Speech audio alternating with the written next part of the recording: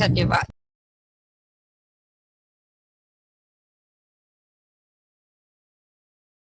नमस्कार बच्चों, पिछले वीडियो में आपने इलेक्ट्रिक फ्लक्स और क्षेत्र सदिश यानी एरिया वेक्टर को पढ़ा।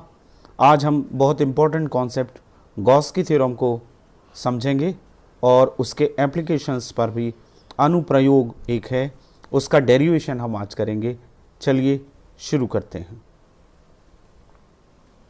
जो आपने अब तक पिछले वीडियो में जो सीखा है, जैसा कि मैंने कहा था कि गॉस की प्रमेय को समझने के लिए आपको दो चीज़ों को समझना बहुत ज़रूरी है जो आपने पिछले वीडियो में सीख ली हैं। मुझे आशा है कि आपने अपनी कॉपी में भी की होगी और उस कॉन्सेप्ट को समझ लिया होगा, एरिया वेक्टर और दूसरी इलेक्ट्रिक फ्लक्स की अवधारणा। आज हम करने जा रहे हैं गॉस लॉ या गॉस का नियम या गॉस की प्रमेय और इसका एक अनुप्रयोग करेंगे। आज के हमारे टॉपिक हैं, एक तो गॉस की थ्योरम है जो बहुत इंपॉर्टेंट है और एक डेरिवेशन हम करेंगे अनंत लंबाई के एक समान आवेशित सीधे तार के कारण किसी बिंदु पर विद्युत क्षेत्र की तीव्रता का व्यंजक। ये गॉस के नियम का एप्लीकेशन है, उसका अनुप्रयोग है। तो चलिए शुरू करते हैं सबसे पहले गॉस थ्योरम से। देखिए, गॉस की थ्योरम, गॉस ने जो स्टेटमेंट दिया या गॉस का नियम है वो क्या कहता है, हमें इलेक्ट्रिक फ्लक्स निकालना है। फ्लक्स निकालने के दो तरीके हैं। एक, हमने फ्लक्स को की माप के लिए मैथमेटिकली एक equation vector E dot vector D S पढ़ा कि किसी भी सरफेस से गुजरने वाला विद्युत फ्लक्स का मतलब किसी भी सरफेस से, किसी भी पृष्ठ से अभिलंबवत गुजरने वाली कुल क्षेत्र रेखाओं की संख्या, नंबर ऑफ फील्ड लाइंस, वो परपेंडिकुलर पास होती है सरफेस से, उसको कहते हैं फ्लक्स। बहुत ही आसान तरीके से गॉस ने हमें ये बताया कि हम कितनी आसानी से फ्लक्स को कैलकुलेट कर सकते हैं। तो स्टेटमेंट क्या है इस लॉ का, इस प्रमेय का? इस प्रमेय के अनुसार किसी बंद पृष्ठ से गुजरने वाला संपूर्ण विद्युत फ्लक्स उस बंद पृष्ठ के अंदर उपस्थित आवेश का 1/ε0 गुना होता है। अब 1/ε0 निर्वात की विद्युतशीलता कहलाती है। फ्लक्स क्या हुआ? Vector E dot vector D S. बंद पृष्ठ से निकलना है इसलिए ये समाकलन, हम किसी भी पृष्ठ से निकालें तो छोटे छोटे हिस्से में उसको बांट लें और उसका समाकलन कर दें तो पूरे सरफेस से बंद पृष्ठ से निकल आएगा। लेकिन ये आएगा कितना? Q/ε0 यानी 1/ε0 इंटू Q, आवेश का 1/ε0 गुना। ये गॉस की थ्योरम है। यानी कोई भी पृष्ठ आप ले लीजिए, हालांकि उसको गॉसीय पृष्ठ कहा जाता है, घनाकार पृष्ठ हो सकता है, बेलनाकार हो सकता है, गोलाकार हो सकता है। तो आपको क्या देखना है कि उसके अंदर आवेश कितना है, उसमें 1/ε0 का गुणा कर दीजिएगा, फ्लक्स आ जाएगा। ε0 की वैल्यू आपको पता है, कूलाम का नियम जब आपने किया था तब आपको बताया था 8.854 इंटू 10⁻⁻12 ये दूरी होती है। तो 1/इतने का हमको गुणा करना है उस गॉसियन सरफेस के अंदर जितना चार्ज उपस्थित है। ये निर्वात की विद्युतशीलता ε0 होती है। तो चलिए हम इसको प्रूफ करते हैं। देखिए, ये स्टेटमेंट है, हमें लाना है फाई ई की वैल्यू Q/ε0। तो सबसे पहले हम क्या करेंगे, हम ये मान लेंगे कि आर त्रिज्या का एक गोला है। आर त्रिज्या का एक गोला है, उसके केंद्र ऊपर एक प्लस Q चार्ज रखा हुआ है, बिंदु आवेश रखा हुआ है।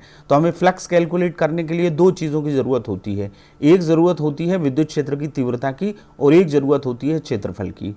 एरिया कितना है उस पृष्ठ का? गोलाकार है तो गोले का पृष्ठ, बेलनाकार है तो बेलन का पृष्ठ। तो उस पृष्ठ का हमें क्या चाहिए पड़ता है? क्षेत्रफल चाहिए पड़ता है। तो हम सबसे पहले तीव्रता निकालेंगे।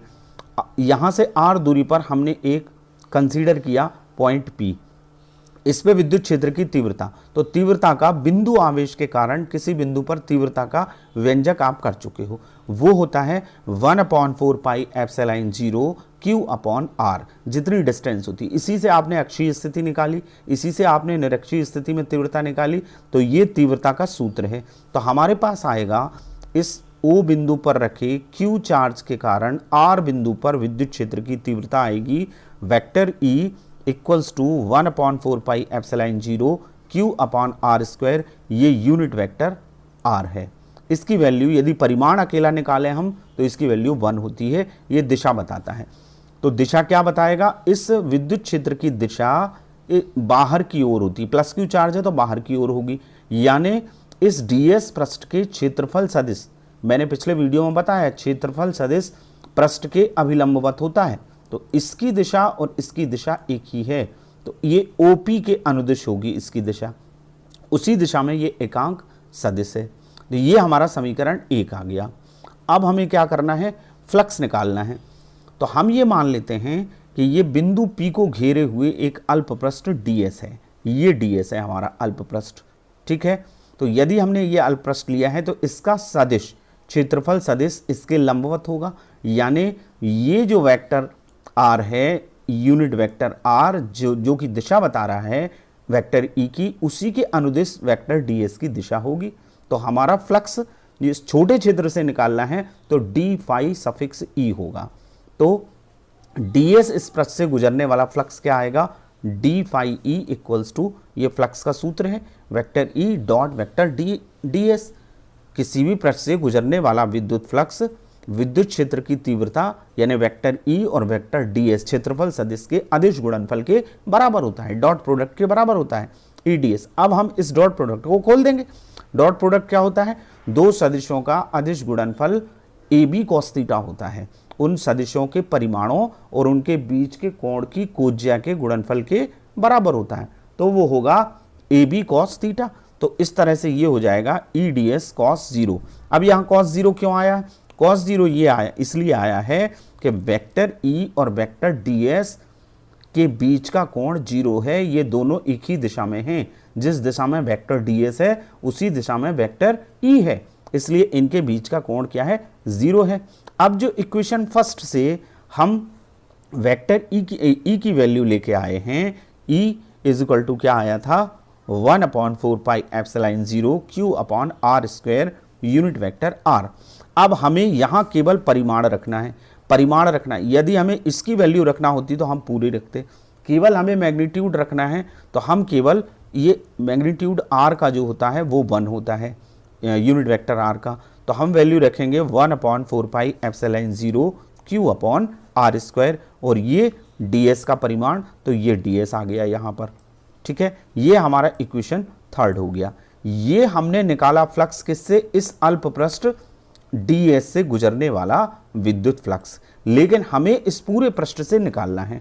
तो तरीका क्या है, तरीका ये है कि हम इस पृष्ठ को छोटे छोटे हिस्सों में बांट लेते हैं और उन सब से निकला हुआ फ्लक्स जोड़ लेते हैं। गणित में बहुत आसान विधि है उसकी, हम उसका क्या कर देंगे, समाकलन कर देंगे। तो हमें इस अल्प पृष्ठ से जो फ्लक्स आया वो d फाई E आया, हम इस पूरे का समाकलन कर देंगे, पृष्ठीय समाकलन कर देंगे, यहाँ s लिख देंगे, सरफेस इंटीग्रेशन।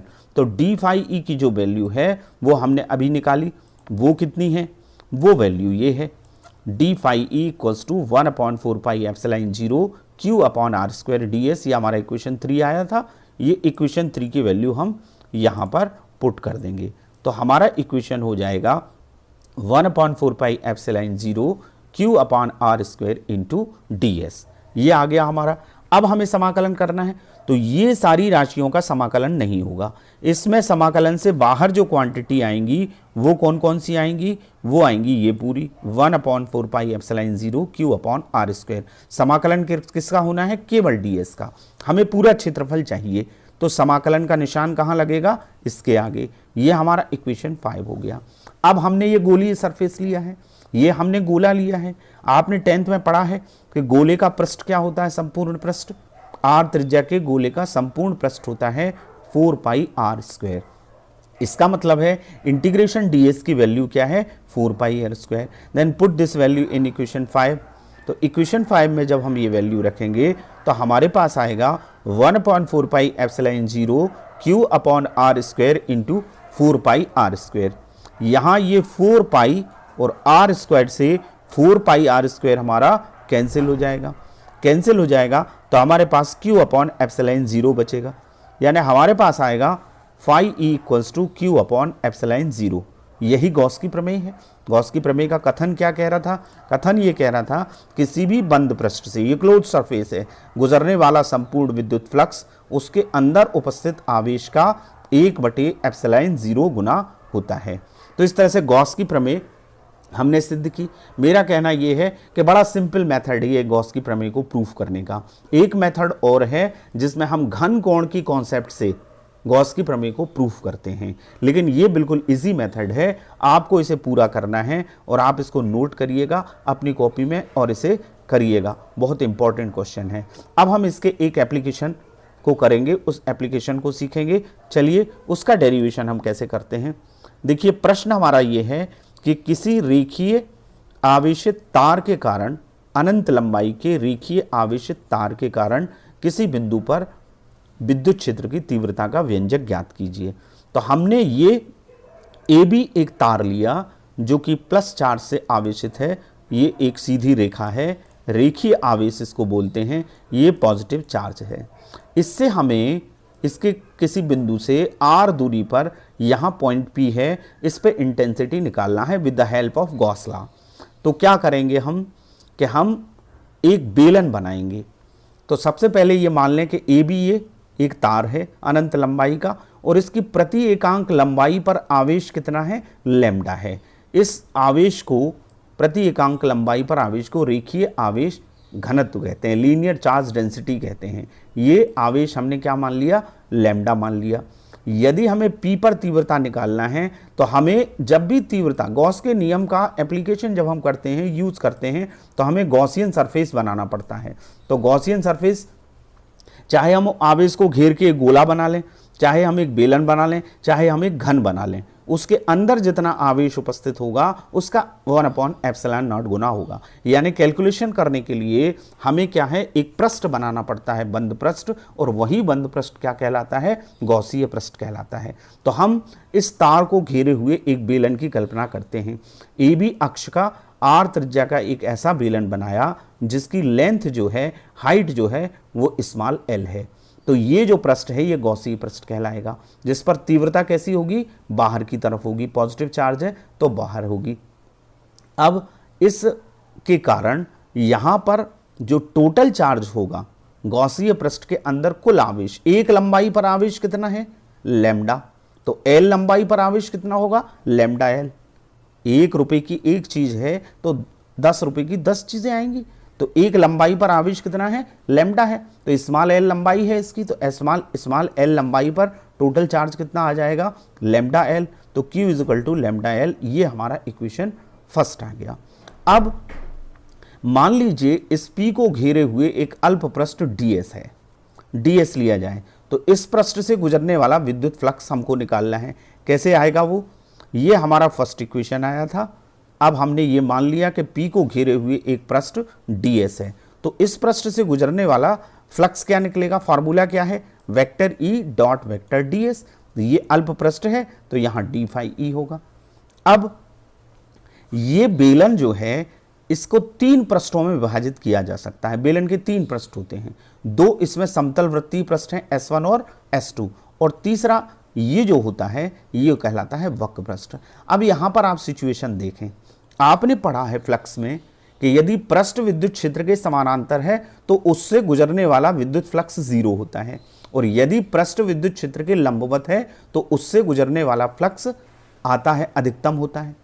तो यहाँ पर ये जो 2 पृष्ठ हैं, यदि हम 3 पृष्ठों में इसको डिवाइड करते हैं, S1, S2 और S3, तो ये S1 वृत्तीय पृष्ठ है जो विद्युत क्षेत्र E के समानांतर है, ये समानांतर है।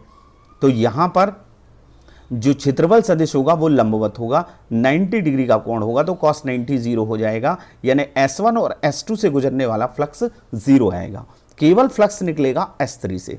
तो हम इसको मान लेते हैं कि 3 हैं, तो S3 क्या है, लंबवत है, तो इससे गुजरने वाला फ्लक्स हमको निकालना है, वही टोटल फ्लक्स होगा इस बेलनाकार गॉसीय पृष्ठ से निकलने वाला। तो S3 से निकलने वाला विद्युत फ्लक्स कितना आएगा, vector E dot vector ds। अब ये E ds cos 0 हो जाएगा, क्योंकि एक ही पृष्ठ जो वक्र पृष्ठ है वही लंबवत है, तो लंबवत में cos कितना, कोण कितना होता है, 0 होता है। अब आप जानते हैं cos 0 की वैल्यू क्या होती है, 1 होती है, तो ये हो जाएगा E ds। अब E को बाहर ले लीजिए, इंटीग्रेशन किसका करिए, ds का। ds के इंटीग्रेशन का मतलब ये है इस बेलन का वक्र पृष्ठ, ये कौन सा क्षेत्रफल है, ये वक्र पृष्ठ है, तो वक्र पृष्ठ बेलन का होता है, मेंसुरेशन में आपने 10th में पढ़ा है 2 पाई आर एच। यहां पर हाइट इसकी कितनी है, एल है, तो हमारा वक्र पृष्ठ क्या आएगा, integration ds 2 pi R L. हम उसकी वैल्यू यहां रख देंगे, तो इस S3 पृष्ठ से गुजरने वाला कुल विद्युत फ्लक्स आ जाएगा E into 2 pi R L. अब देखिए S1 और S2 तो समानांतर हैं विद्युत क्षेत्र के, उससे गुजरने वाला विद्युत फ्लक्स 0 है, यानी जो S3 से फ्लक्स आया वही इस बेलनाकार पूरे पृष्ठ से गुजरने वाला विद्युत फ्लक्स होगा। तो टोटल S1 S2 से 0, तो टोटल फ्लक्स जो आया बेलनाकार पृष्ठ से वो आया फाई ई। ये निकाला था हमने डी फाई इसलिए लिखा था क्योंकि ये केवल वक्र पृष्ठ से निकाला, ये टोटल भी उतना ही है क्योंकि S1 S2 से 0 है, तो हमारा फाई आ गया E into 2 pi R L. ये हमारा इक्वेशन क्या होगा, 2 होगा। अब हम आगे बढ़ते हैं, ये हमने फ्लक्स निकाला अपने कैलकुलेशन से, लेकिन इसी फ्लक्स के बारे में गॉस की प्रमेय से यदि फ्लक्स कैलकुलेट किया जाए, बहुत सिंपल वे में फ्लक्स निकालने का मेथड गॉस ने दिया। उन्होंने ये कहा कोई भी बंद पृष्ठ हो उसके अंदर जितना आवेश होता है उसमें एप्सिलॉन 0 का भाग दे दीजिए, उससे गुजरने वाला फ्लक्स आ जाएगा। हमने तो ये अपने कैलकुलेशन से निकाला, लेकिन इसी संदर्भ में गॉस की प्रमेय ये कहती है कि फाई ई बराबर क्या आएगा, Q अपॉन एप्सिलॉन 0। ये हमारा इक्वेशन 2, ये हमारा इक्वेशन 3, दोनों को बराबर कर दीजिए। तो हमारे पास आएगा समीकरण 2 और 3 से E into 2 pi R L equals to Q upon epsilon 0। E की वैल्यू हमको निकालना है, तो इसका हम क्या कर देंगे, पक्षांतर कर देंगे, तो ये आ जाएगा Q upon 2 pi R L epsilon 0। ये समीकरण 4 है। अब आपको पता है कि Q बराबर लैम्डा एल, हमने फर्स्ट इक्वेशन बनाया था। कैसे बनाया था, एकांक लंबाई पर आवेश लैम्डा है, तो एल लंबाई पर आवेश कितना होगा, लैम्डा एल होगा। तो Q की वैल्यू हम इक्वेशन 4 में रख देंगे, तो ये आ गई lambda L upon 2 pi R L epsilon 0। इस स्मॉल एल से स्मॉल एल को हम क्या कर देंगे, कैंसिल कर देंगे, तो हमारे पास इक्वेशन आ जाएगा lambda upon 2 pi R epsilon 0, या इसको लिखते हैं 1 upon 2 pi epsilon 0 lambda upon R. ये हमारा फाइनल इक्वेशन आया, ये डेरिवेशन है। यदि अब हमें वेक्टर फॉर्म में लिखना है, और एक बात और इससे निकलती है कि lambda upon 2 pi R epsilon 0 आया, इसका मतलब ये आर नीचे है, आर नीचे है मतलब अनंत लंबाई के सीधे आवेशित तार के कारण किसी बिंदु पर विद्युत क्षेत्र की तीव्रता तार से बिंदु की दूरी के व्युत्क्रमानुपाती होती है, रेसिप्रोकल है। क्यों रेसिप्रोकल है, क्योंकि आर नीचे है, तो हम इसको लिख सकते हैं E समानुपाती 1 अपॉन आर। दूरी बढ़ेगी तो तीव्रता घटेगी, इस पॉइंट की दूरी बढ़ेगी, ज्यादा दूर आप निकालेंगे तो तीव्रता कम आएगी। इसको वेक्टर फॉर्म में कैसे लिखेंगे इस डेरिवेशन को, सदिश रूप में, तो vector E equals to lambda upon 2 pi R epsilon 0 तो वैसे ही आएगा, यूनिट वेक्टर का गुणा हो जाएगा। ये दिशा बताता है, तो विद्युत क्षेत्र की दिशा बाहर की तरफ होगी, तो उसी तरफ ये होगा यूनिट वेक्टर n। ये दिशा के लिए लगाया जाता है, एकांक सदिश इसको कहते हैं। तो ये हमारा डेरिवेशन हुआ। तो अब हम इसका एक न्यूमेरिकल करते हैं। वो क्या है हमारा प्रश्न, वो ये है कि एक रेखा आवेश 2 सेंटीमीटर की दूरी पर 9 × 10⁴ न्यूटन प्रति कूलाम का विद्युत क्षेत्र उत्पन्न करता है, तो रेखीय आवेश घनत्व कितना होगा। तो देखिए बच्चों, जब भी हम कोई सवाल करते हैं तो हमें ये देखना पड़ता है कि वहाँ पर सारे सवाल में जो चीज़ें दी होती हैं वो यूनिट SI यूनिट में करते हैं हम। यहाँ पर देखिए दूरी सेंटीमीटर में दी है, तो हमें क्या करना पड़ेगा, इसको मीटर में कन्वर्ट करना पड़ेगा। 1 मीटर में 100 सेंटीमीटर होते हैं, तो 1 सेंटीमीटर में 1/100 मीटर होंगे, यानी 100 का भाग देना पड़ेगा। 100 का भाग देना यानी 10⁻² का गुणा करना। तो हम सबसे पहले ये देख लेते हैं कि हमें दिया क्या है। हमें दिया है दूरी r बराबर 2 सेंटीमीटर, तो ये हमने कन्वर्ट करी मीटर में, 100 का भाग दिया तो ये आया 2 × 10⁻² मीटर। ये हमें दी है E। ये यूनिट देखने से भी पता चल जाता है कि ये कौन सी राशि है, ये विद्युत क्षेत्र की तीव्रता है, क्योंकि ये न्यूटन प्रति कूलाम मात्रक लिखा हुआ है। विद्युत क्षेत्र की तीव्रता किसी भी विद्युत क्षेत्र में परीक्षण धनावेश पर लगने वाला बल, एकांक धनावेश पर लगने वाला बल F/Q0, F का मात्रक न्यूटन और आवेश का मात्रक coulomb, that's why it is Newton प्रति कूलाम। तो हम जब यूनिट देखते हैं तब भी हमें पता चल जाता है कि राशि कौन सी दी है। तो हमें क्या दिया है, ई दिया है। अभी हमने जो डेरिवेशन किया है उसी से ये निकलेगा। तो ई दिया हुआ है, हमें निकालना क्या है, लैम्डा निकालना है। ये लैम्डा हमको निकालना है, रेखीय आवेश घनत्व। ये हमारा फार्मूला है, E is equal to lambda upon 2 pi R epsilon 0, जो हमने अभी निकाला। तो हम इससे लैम्डा निकालेंगे तो इसका तिर्यक गुणा कर देंगे। तो लैम्डा बराबर आएगा 2 pi epsilon 0 are capital E. अब हम क्या करेंगे, थोड़ा सा इसको संशोधित करते हैं। आपको पता है कि 1/4 पाई एप्सिलॉन नॉट कांस्टेंट होता है, उसकी वैल्यू आपको पता है, कूलाम्स लॉ में आपने पढ़ी है, 9 गुणित 10 की घात 9 होती है। तो हम इसको 4 पाई एप्सिलॉन 0 में कन्वर्ट कर रहे हैं। तो हम क्या करेंगे, 2 का ऊपर गुणा कर देंगे और 2 का नीचे भाग कर देंगे। तो ये ऊपर वाला 2 दूनी 4, 4 पाई एप्सिलॉन 0 हो जाएगा। तो ये हो जाएगा 4 पाई एप्सिलॉन 0 आर इंटू ई। अब इसकी वैल्यू हम रख देंगे, क्योंकि हम जानते हैं कि 1/4 पाई एप्सिलॉन 0 की वैल्यू होती है 9 गुणित 10 की घात 9। इसका मतलब है 4 पाई एप्सिलॉन 0 की वैल्यू होगी 1/9 गुणित 10 की घात 9। इसका उल्टा हो जाएगा। अब हम क्या करेंगे, ये वैल्यू सारी रख देंगे। चलिए कैसे करते हैं। तो ये हमको हमारा इक्वेशन आया, हमने 2 का ऊपर गुणा किया, 2 का नीचे भाग दिया। तो ये 4 पाई एप्सिलॉन 0 हो गया। अब 1/4 पाई एप्सिलॉन 0 की वैल्यू क्या है, 9 इंटू 10 टू द पावर 9। तो 4 पाई एप्सिलॉन 0 की वैल्यू क्या होगी, 1/9 इंटू 10 टू द पावर 9। अब जो वैल्यूज हमको दी हैं वो हम इसमें रखेंगे। कौन कौन सी वैल्यूज दी हैं, ये हमको दिया हुआ है यहाँ, इसमें वैल्यू रखना है। तो 1/2 आ गया, 4 पाई एप्सिलॉन 0 की value 1/9 into 10 to the power 9। R जो डिस्टेंस दी है वो 2 गुणित 10 की घात -2, हमने सेंटीमीटर को मीटर में बदला। और ई दिया है हमें, ये हमारे पास वैल्यूज हैं 9 गुणित 10 की घात 4।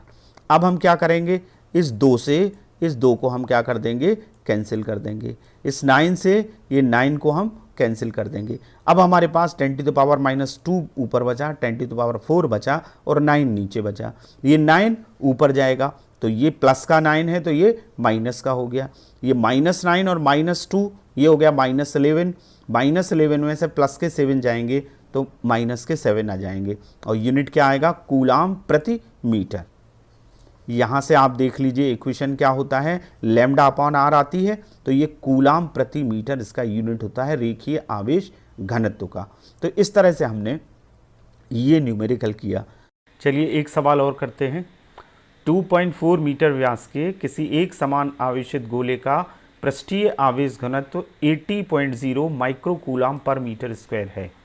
तो दो चीज़ें हमको निकालना है, एक गोले पर आवेश ज्ञात कीजिए और दूसरा गोले के पृष्ठ से निर्गत कुल विद्युत फ्लक्स कितना है। तो सबसे पहले हम देख लें कि हमें दिया क्या क्या है। हमें व्यास दिया है 2r 2.4, हम इससे त्रिज्या निकाल लेंगे, रेडियस 2.4/2 यानी 1.2 मीटर। आवेश का पृष्ठ घनत्व क्या कहलाता है, सिग्मा कहलाता है, वो 80 माइक्रो कूलाम पर मीटर स्क्वायर दिया है। इस माइक्रो कूलाम को हम कन्वर्ट करेंगे कूलाम में, तो 10 टू द पावर -6 का गुणा करेंगे, जैसा कि आपको पता है। अब आवेश का जो पृष्ठ घनत्व है वो होता है Q/A। एकांक क्षेत्रफल पर जितना आवेश होता है उसको आवेश का पृष्ठ घनत्व कहते हैं। तो सिग्मा इक्वल्स टू Q/A। ये Q हमको निकालना है, तो हम इन दोनों का क्रॉस मल्टीप्लिकेशन कर देंगे। तो Q इक्वल्स टू आ जाएगा सिग्मा इंटू A। A मतलब एरिया। अब ये गोले का पृष्ठ है, तो गोले का पृष्ठ यानी गोले का एरिया 4 पाई आर स्क्वायर होता है। तो हमारा फार्मूला बन जाएगा Q equals to sigma into 4 pi R square. Put these values, ये वैल्यूज़ रखेंगे तो सिग्मा की वैल्यू ये है 80 इंटू 10 टू द पावर -6, ये 4 है। पाई की वैल्यू होती है 22/7 या 3.14 और रेडियस हमने निकाली 1.2, इसका स्क्वायर हो जाएगा। जब आप इसको सॉल्व करेंगे तो आपका आएगा Q is equal to 1.5 into 10 to the power -3। इस सब को सॉल्व करेंगे, इसका 2 बार गुणा कर लीजिए, 1.2 इंटू 1.2। जब आप इसका मल्टीप्लाई करेंगे तो ये आंसर आएगा। ये हमारा पार्ट 1 आ गया, यानी चार्ज आ गया। अब हमें क्या निकालना है, फ्लक्स निकालना है। तो चार्ज हमारे पास ये आया, फ्लक्स आपने गॉस की प्रमेय में पढ़ा है, फाई E इक्वल्स टू क्या होता है, Q/ε0। ε0 निर्वात की विद्युतशीलता कहलाती है इस चैप्टर की शुरुआत में कूलम्स लॉ में आपको बताया था कि आप इस कांस्टेंट को, इस वैल्यू को याद रखिएगा। 8.854 इंटू 10⁻⁻12 कूलाम स्क्वायर पर न्यूटन मीटर स्क्वायर, ये उसका यूनिट है। ये दोनों चीज़ें हमारे पास हैं, ये चार्ज है, ये एप्सिलॉन 0 की वैल्यू है। इस फार्मूले में हम वैल्यू रख देंगे, ऊपर ये आ गया चार्ज की वैल्यू, नीचे ये आ गई एप्सिलॉन 0 की वैल्यू। जब आप इसको सॉल्व करेंगे तो आपके पास आंसर आएगा 1.6 इंटू 10⁸ न्यूटन मीटर स्क्वायर पर कूलाम। तो इस तरह से ये सवाल हमने किया, आपको समझ में आ गया होगा। तो आज हमने गॉस की थ्योरम पढ़ी और उससे एक डेरिवेशन किया। अब अभ्यास के लिए आपको जो प्रश्न करना है, पहला प्रश्न वही बनेगा, गॉस की प्रमेय का कथन लिखिए एवं इसे सिद्ध कीजिए। गॉस की प्रमेय को गॉस का नियम भी कहते हैं। और दूसरा प्रश्न जो कि हमने डेरिवेशन किया है वो आपको करना है, बहुत ही इंपॉर्टेंट है दोनों। गॉस की प्रमेय के आधार पर अनंत लंबाई के सीधे आवेशित तार के कारण किसी बिंदु पर विद्युत क्षेत्र की तीव्रता का व्यंजक ज्ञात कीजिए। साथ ही ये न्यूमेरिकल आप करके देखिएगा। 2 माइक्रोकूलाम का कोई बिंदु आवेश 9 सेंटीमीटर किनारे वाली किसी घनीय गॉसीय पृष्ठ के केंद्र पर स्थित है, तो पृष्ठ से गुजरने वाला नेट विद्युत फ्लक्स क्या है।